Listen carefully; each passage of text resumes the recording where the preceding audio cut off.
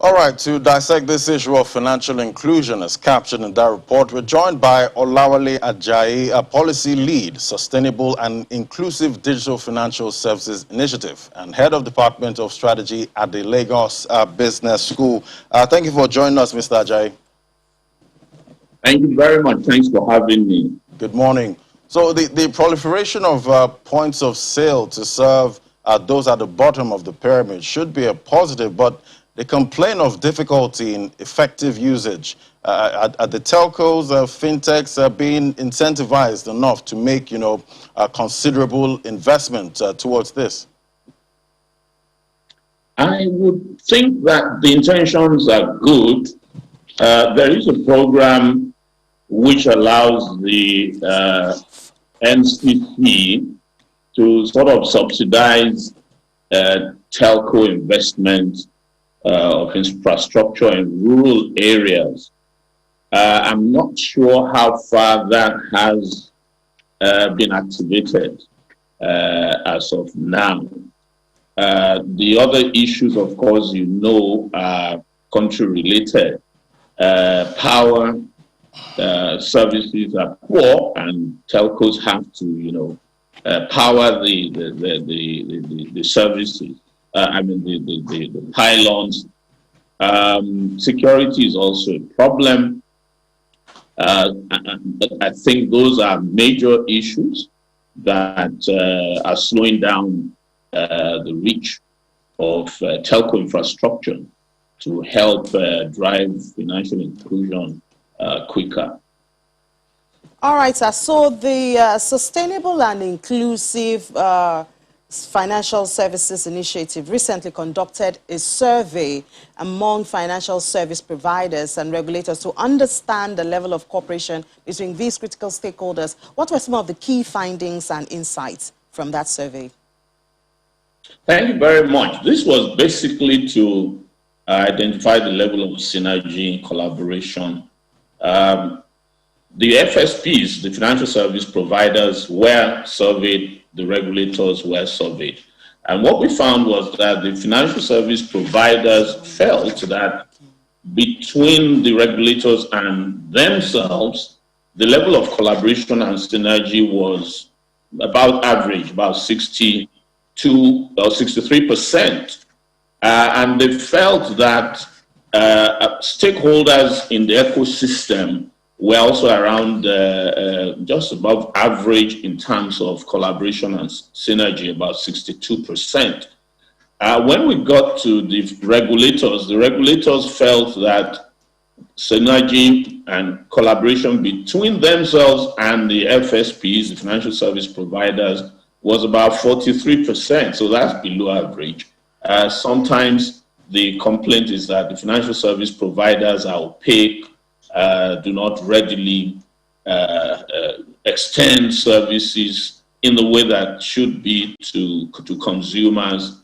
And the regulators also felt that within the ecosystem, collaboration and synergy was about 42%. So what that shows is that there's a lot of need for stakeholder collaboration, a lot of need for trust, and probably you'll also say a lot needs to be done by financial service providers to include their market conduct, particularly in ensuring that consumer protection measures are taken to heart.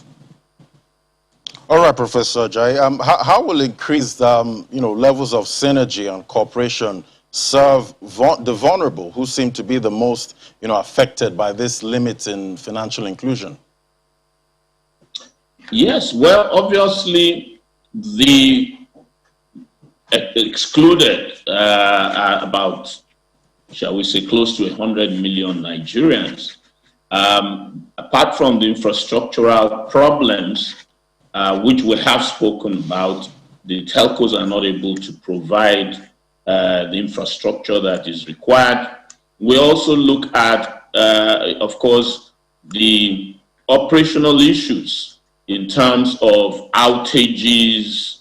Of course, when there are outages, agents are not readily able to get the refunds done. by by their principals, the banks. And so even those who are included feel somewhat let down. They don't quite trust these services. That drives people away from inclusion. The other point, of course, is that there is need for closer collaboration between the telcos, the banks, and others who serve these customers, so that competition, excessive fees, and the policy discordance, even from the point of view of regulators, is driven down.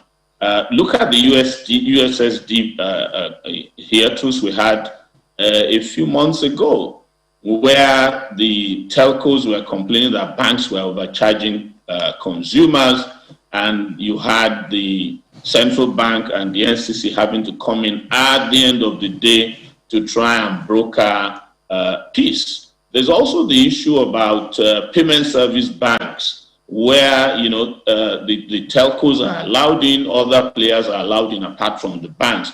The idea being to use their reach in terms of mobile phones to reach customers.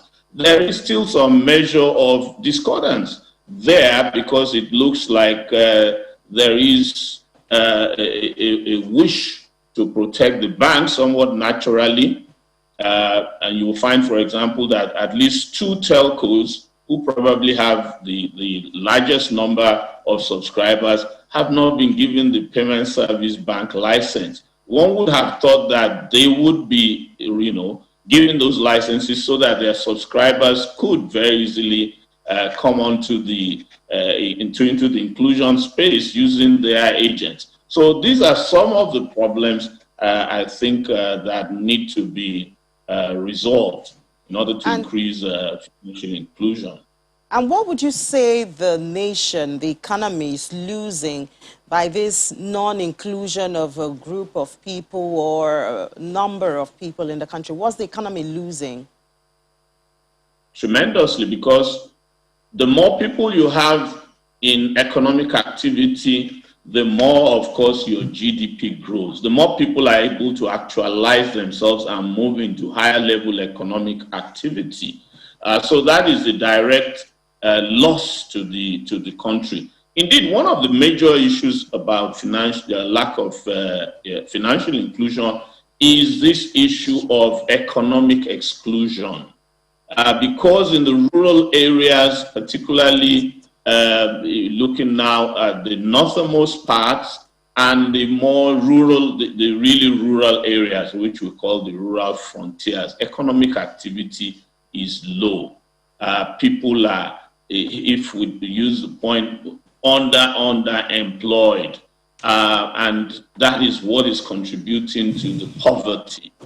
If we could, economically include more people, and you need financial inclusion in order to do that, Nigeria, which is the largest economy in Africa, will be roaring and booming, because the people are really entrepreneurial. And you can also, by way of economic inclusion, financial inclusion, deliver the development dividends. All right. Thank you so much, Prof, for sharing your morning with us and sharing your thoughts on financial inclusion with us. Professor Olawale Ajayi is a policy lead at Sustainable and Inclusive Digital Financial Services Initiative.